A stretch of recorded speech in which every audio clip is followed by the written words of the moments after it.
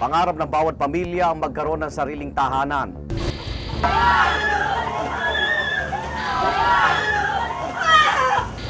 Kaya naman gumuho ang mundo na mga bumili ng lupa dito sa Cherry Hills Subdivision lang ito ay matabunan at malibing ng buhay ang mga residente noong Agosto taong 1999.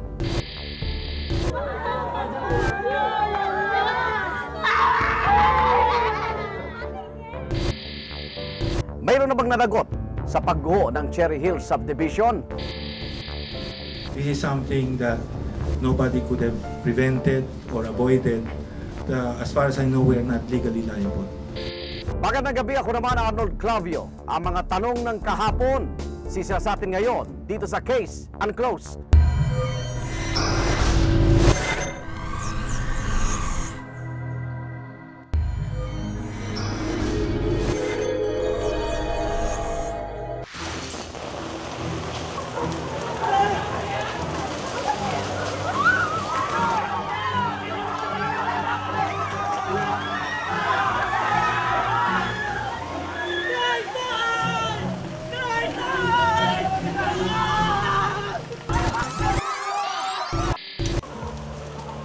Pasado alas 7 ng gabi ng Agosto 3, taong 1999. Tahimik na nagpapahinga ang pamilya Marcos sa kanilang bahay sa Cherry Hills Subdivision sa Antipolo, Rizal.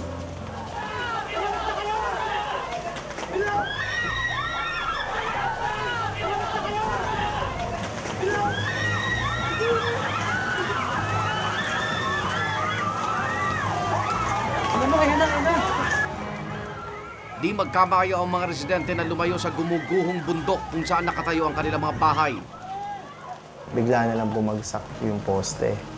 Dumagundong na talaga siya. Alam mo yung parang kulog na mas malakas pa siya. Parang yun, dumadagundong na yung paligid. So automatic na wala ang ilaw. Wala kang makita. Naririnig mo na ng yabag ng mga tao na nagtatakbuhan ng sisigawan. Tapos yung dagundong ng mga yero na bumabagsak na yung mga kasamang gumugulong na bato tsaka putik.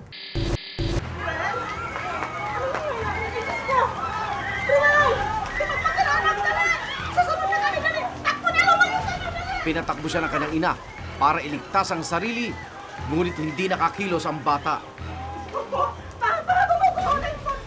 Dali-daling pumasok ang ina ni Ruel sa bahay upang bigyang babala ang kanilang pamilya. Kumuha pa ang ina ni Ruel ng pera. Nakita pa ni Ruel ang paglabas sa mga magulang sa kanilang bahay, ngunit sa isang iglap lang. Pagtingin ko sa kanila nga, pinauna nila ako, sakto naman yung tabon sa kanila. Tinangkapan ni Ruel na balikan ang pamilya para mailigtas. Ngunit inabutan na rin siya ng pagguho. Tapos sisigaw ka, wala namang lumalabas na boses sa'yo. Ano mo yun? Ay parang tuta ka na iyak, pero wala nakakarinig sa'yo. Kasi nga, yung mga ibang tao din doon, diba? Parang safety rin ng sarili nilang pamilya ang iniisip. Dali-daling pumunta ang mga nakatakbong residente sa ibang bahagi ng subdivision dahil ito raw ang pinakaligtas na lugar noong mga sandaling iyon. Parang isang herd ng hayop na kung saan makakapunta na ligtas, sasabay ka na lang. Pero sa sarili mo, kailangan mong bumalik dahil nga may pamilya kang naiwan. Kasi hindi mo alam kung kita mo kung paano sila tabunan, hindi mo alam kung nakaligtas ba sila. Sa gawing ito ng bundok, gumuho ang lupa. At sa loob lamang ng ilang segundo, 400 bahay ang tinabunan ng lupa. 50% na residente ang nalibing ng buhay. Daganap ang landslide sa ikatlong araw ng pagbusang ulan, bunsod ng bagyong Olga. Kabilang sa sentro ng bagyo, ang Antipolo, Rizal. Wala, nagputukan na yung mga dingding nila eh. Tapos yung kanila kasi walang walang bitak. Kaya sabi niya, hindi daw sila aalis. Sabi ko, ayaan niyo na gamit niyo, lumikas na sila sa baba. Ay wala eh, nakaalis lang ako nang wala pang 3 minuto na yan ang nangyari. Sa tindi ng pagguho, halos di matukoy ng mga sumaklolong sundalo kung saan sisimulan ang rescue operation. Mano-manong binungkal ang mga gumuhong bahay sa pag-asang may buhay pang maisasalba. Yung pong tsansa na meron pa hong buhay dito po sa mga nagtabunan ng mga pader, yero, dingding, mga sementadong bahagi ng kabahayan. Dito sa lugar na natabunan na, what I mean is may mga debris na marami. Medyo very nil, ano? Pero dito sa intact pa itong building, may pag-asa pa tayo rito na baka may makuha pa tayo na buhay na biktima.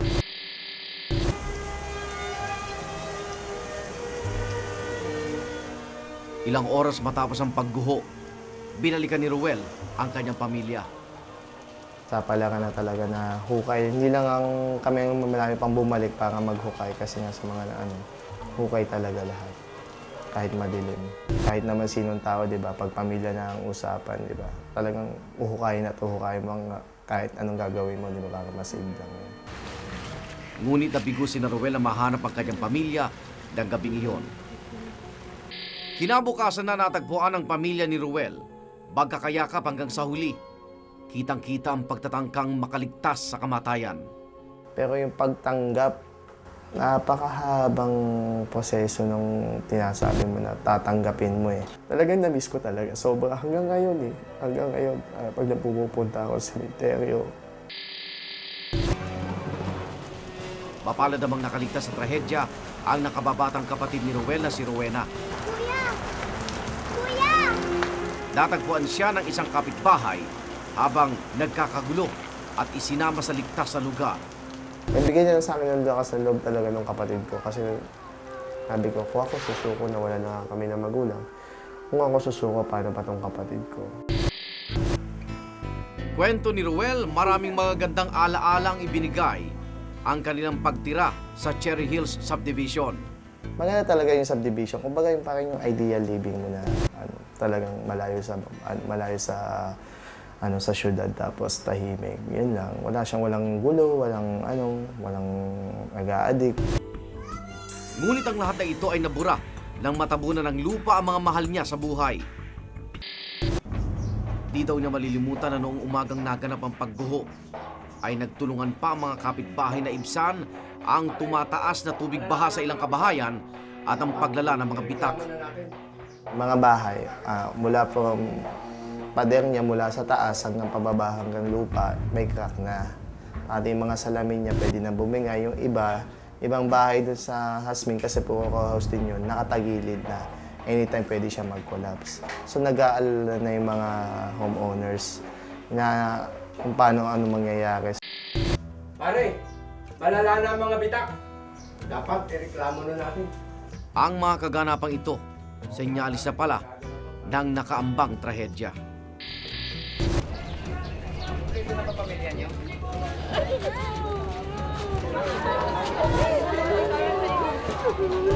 Halos isang dekada nang lumipas mula na matabunan ang buhay at pangarap ng mga residente dito sa Cherry Hills Subdivision. Pero hanggang ngayon, hindi pa rin malinaw kung sino ba ang dapat managot sa trahedyang ito.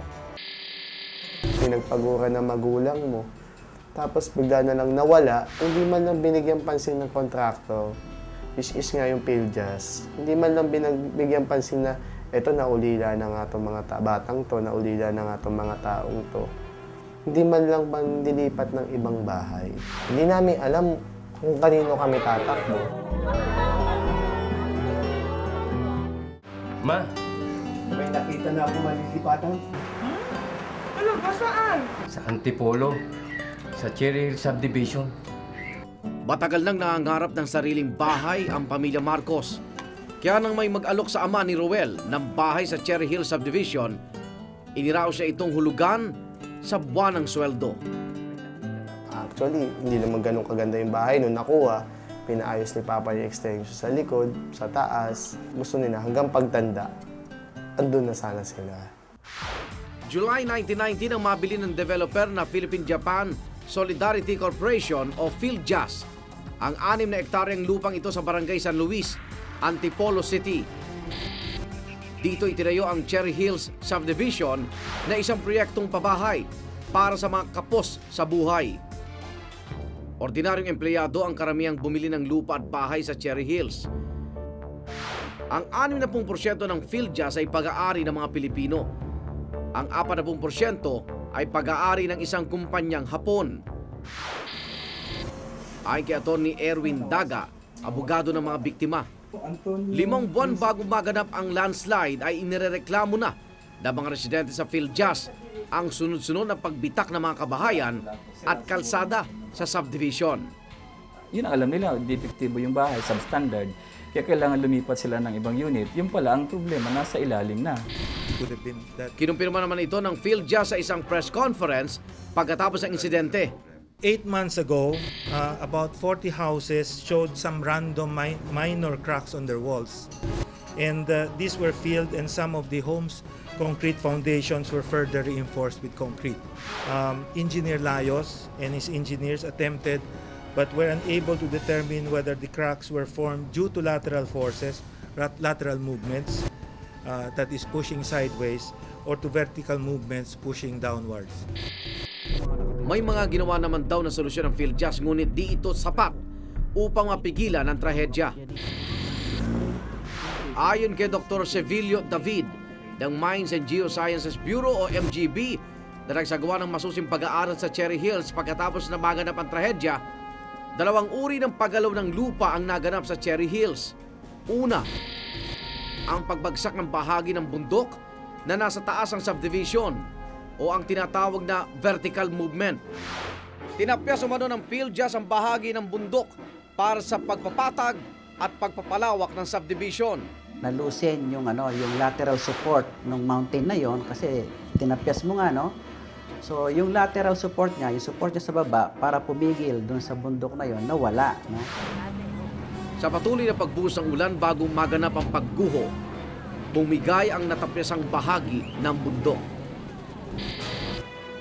Natukoy rin ng MGB na malapit sa Binangonan Fault ang subdivision. Yung fault, ito yung mga paggalaw ng mga lupa. Naapektuhan yung mga bato doon at nagkakaroon ng mga fracturations na tinatawag natin, no? Meaning nababasag yung mga bato-bato doon na dinadaanan yung fault na iyon. Ang pundasyon ng lupa sa Cherry Hills ay binubuo raw ng mga basag at bitak-bitak na mga bato. Since August 1 hanggang 3 umuulan halos walang tigil ang ulan, no? So almost 500 millimeters ang ulan, so medyo mataas 'yon. So yung tubig na 'yon, yung due to the intense rainfall, yung tubig pumasok doon sa mga spaces ng mga fractures. It will come to the point na babagsak talaga yan. Tinatawag itong lateral movement na nagdulot ng pagbibitak sa mga bahay. Pag hindi ginalaw, mas minimal, no? Medyo minimal yung risk niya na mag-fail na mag-landslide. As far as I know, because in our opinion now, is that this is caused by force majeure. This is something that nobody could have prevented or avoided. As far as I know, we are not legally liable. Bagay na hindi tinanggap ng Senado sa isinagawang investigasyon noong Oktubre taong 1999. Ayon sa Senado, hindi na ipatupad ng Housing and Land Use Regulatory Board o HLURB ang batas nang bigyan ito ng mga permit ang PhilJust para sa construction ng Cherry Hills. Misrepresentation yun, pandaraya. Yung kasing expertise, wala kami mga geologists na maaaring mag-determine kung merong ang problema. At nalaman nga lang ng DNR nung tapos na. They issued also license to sell. Who is going to, can you fault the PhilJust dito ngayon? Sino may kasalanan ngayon doon? Hindi raw nagsagawa ng sariling geological at geodetic studies ang HLURB para matukoy kung angkop ang lugar sa pagtatayo ng isang subdivision. Umasa lang ang HLURB sa mga dokumentong inihain ng PhilJust.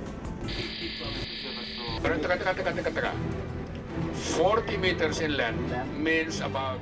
Sa kabila ng ginawang pagdinig sa Senado, hindi naman sila maaaring magpato ng parusa sa HLURB. Kaya nagbigay na lamang sila ng ilang rekomendasyon. Isa na rito ang pagkaroon ng inventaryo sa mga proyektong pabahay upang matukoy kung alin sa mga ito ang nasa kritikal na sitwasyon. Ayon sa HLURB, Pagkatapos na raw ng trahedya nila na diskubre na hindi angkop tayuan ng subdivision ang lugar. Akala naman ng HLURB, suitable dahil doon sa mapa na sinubmit.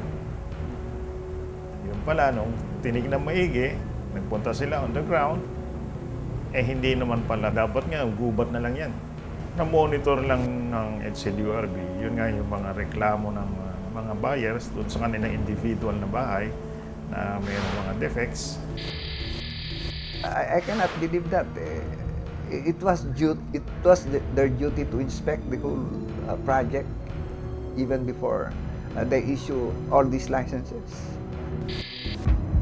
Huli na noong ipawalang bisa ng HLURB noong 2002 ang lahat ng permit na ibinigay nito sa PhilJust. 2 kasong kriminal ang isinampa ng mga biktima sa mababang hukuman ng Antipolo laban sa mga opisyal ng PhilJust noong taong 2000 at 2001 sa mga paglabag sa Presidential Decree 957 at Batas Pambansa bilang 220, mga batas na sumasakop sa pagbebenta ng mga subdivision at pagtatayo ng mga pabahay. Nagsampa rin sila ng kasong reckless imprudence resulting to homicide. Kabilang sa mga kinasuhan ay ang general manager na si Hiroshi Ogawa na isang Hapon, Eliezer Rodriguez, assistant general manager, Tirso Santillan, presidente, at ilang inhinyero ng kumpanya. Sinasabing tumagal ang takbo ng kaso dahil makailang beses umapila ang mga akusado sa Court of Appeals at mataas na hukuman tungkol sa kung saang korte dapat dinggin ang mga kaso. Inabot na mahigit 6 na taon bago naging pinal ang desisyon ng Korte Suprema. Hanggang ngayon, dinidinig pa rin ang 2 kaso sa mababang hukuman ng Antipolo. Maraming nagagalit. Marami. Naiinip, hindi natutuwa sa nangyayari, lalo na sa criminal cases. Ipanalo naman ang mga biktima noong taong 2006 ang kasong administratibo laban sa PhilJust na isinampa sa HLURB. Inutusan ang PhilJust na ibalik ang bayad ng mga biktima para sa mga bahay. Pinabayaran din ang halaga ng mga nasirang pag-aari. So, we got a favorable judgment sa hinawakan kong mga kaso and mayroon ng writ of execution. Well, it becomes a paper judgment kung hindi masatisfy yung decision. It's a pity. The company has no property to satisfy. Kaya ni isang kusing ay walang natanggap ang mga biktima ng Cherry Hills mula sa PhilJust. Maliban sa wala ng pambayad ng kumpanya, wala na rin daw sa bansa ang general manager na si Hiroshi Ogawa. Base sa tala ng Bureau of Immigration, lumabas ito ng bansa noong taong 2003. We do not know where the guy is now. Even some of yung mga kasama niyang respondents o defendants dito sa kaso, they wanted to know also where the guy is. Sa kasalukuyan ng gumuhong lupa sa Cherry Hills, ay patuloy pa rin tinitirhan ng mga 135 pamilya.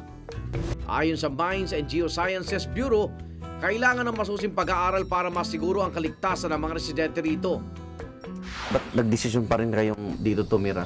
Wala po kasi matirahan talaga eh.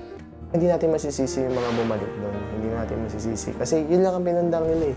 Kumbaga, wala na sila ibang pupuntahan. Alam, bumalik sila sa mga pinanggalingan nila.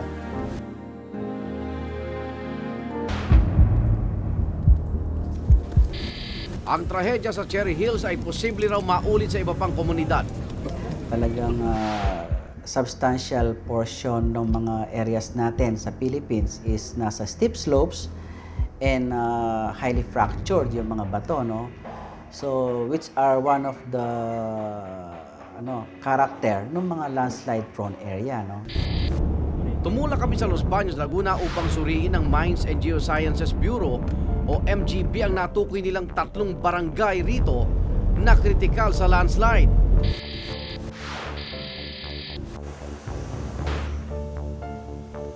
Nakilala namin si Remy Agoncillo ng Barangay Bambang. Kwento niya, tuwing umuulan na hindi mapakali ang kanyang pamilya. Kasabay ng pagpatak ng tubig at ihip ng hangin, Naglalaglagan mula sa katabing bundok ang malalaking tipak ng bato pababa sa bahay nila. Mga 10 years na po kami dito nakatira. Marami na kami bagyo ditong naranasan, yung pagguho ng bato. Naranasan namin dito. Sobrang nga kaming takot na takot yung mga bata. Dumadagundong talaga para siyang kulog. Pagka yung bato kasi pagka mabaksak para siyang kulog. Nagsagawa ng pagsusuri rito noong 2006 si Salvio Lacerna. Pag malakas ang ulan, yung mga tubig, mag-iipon yan, pupunta yan doon sa mga bitak ng bato. At yung pagpasok niya doon sa bitak ng bato, yun ang magkakaroon ng pressure para itulak naman pababa ang mga bato. So, mahulog yan dito sa mga bahayan na nandito. Yung kumakita mo yung lugar na yun, yung may fracture na yun, ayun, mukhang bibigyan na yan. Sa pag-ikot namin sa barangay, nadaanan namin ang isang bahay na nagsisilbing paalala at babala sa iba pang residente. Yung batong ito ay bumaksak galing doon sa taas. So, eto, nasira na yung mga pader niya. Eto, mas malayo ang narating niya. Recently lang yan, yung mga landslide na to. Kaya yung nakatira dito, napilitan na umalis. Ang mga residente sa bahaging ito ng barangay, halos anurin daw ng baha noong Setyembre taong 2006 dahil kay Bagyong Milenyo. Isa ang namatay. Nasa gitna siya ng dalawang bundok. O ibig sabihin, nasa valley siya. Tapos yung kanyang kinalalagyan ay dating ilog na nireclaim lang ng mga tao at nilagyan ng mga bahayan. Pag yun ay biglang bumigay, biglang taas ang tubig dito, sapo na sapo lang ng barangay na to. Kasi nasa gitna siya ng ilog. Pareho ang pangamba ng barangay Bambang at barangay Puto Tuntungin. Karamihan ng kabahayan dito ay nasa paanan din ng bundok. Pag bumabagyo, bumababa kami doon sa sa ligtas na lugar kasi ang lakas ng tubig. Natatakot pati kami baka biglang gumuho yung mga bato. Yung ginagawa ng mga tao, kinakat nila yung slope para makaroon sila ng horizontal na lugar para mapagtayuan ng bahay. Yun ang mas delikado kasi pinupush ng yung slope na to pababa. Bahigpit raw na tinututukan ang problemang ito ng lokal na pamahalaan ng Los Baños. Tuloy-tuloy raw ang ginagawa nilang pagpapalika sa mga residente na nasa danger zone. Sa 121 pamilyang natukoy noong 2006 na kailangan ng mailipat ng tahanan, 48 na ang nabigyan ng bahay at lupa. Inirelocate po namin yung mga affected families from the danger zone papunta po dito sa relocation site nito. Kailangang magkaroon ng sweat equity o yung tinatawag nating bayanihan system kung saan sila po yung gagawa ng kanilang bahay. Kabilang sina Remy at Selly sa mga makikinabang sa pabahay. Matagal na namin gustong umalis dito. Wala lang talaga kaming malilipatan. Talaga. Ngayon meron na raw Siguradong may pupuntahan. Patuloy namang umaasa si Evelyn na maisasama sila sa mga mabibigyan ng pabahay. Siyempre naman po, natatakot na kami dito Ayon sa lokal na pamahalaan ng Los Baños, prioridad ang mga pamilyang orihinal na kasali sa isinagawang survey noong taong 2006. Very receptive sila doon sa pagta-transfer sa kanila. Yun na nga lang, naghahanap silang lahat na mabigyan ng bahay, although limited. Kasi ang gagawin namin, doon sa mga pamilya na wala doon sa master list, talagang paalisin na namin sila doon at bibigyan na lang sila ng site. Pero wala yung katulad na binibigay ngayon na may bahay pa. Ito rin ay para makaiwas sa sakunang nakaamba sa mga residente. Marami pang iba ang naging biktima ng pagdausdos ng lupa.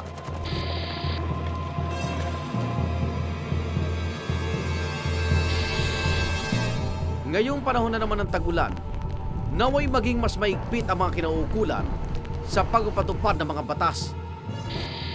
At maging masigasig rin sana sa pag-alerto sa mga residente upang di na maulit ang mga pagguho na kumikitil ng daan-daang buhay. Hanggang sa susunod na Huwebes, ako naman Arnold Clavio. Ang mga tanong ng kahapon, sisiyasatin ngayon sa Case Unclosed.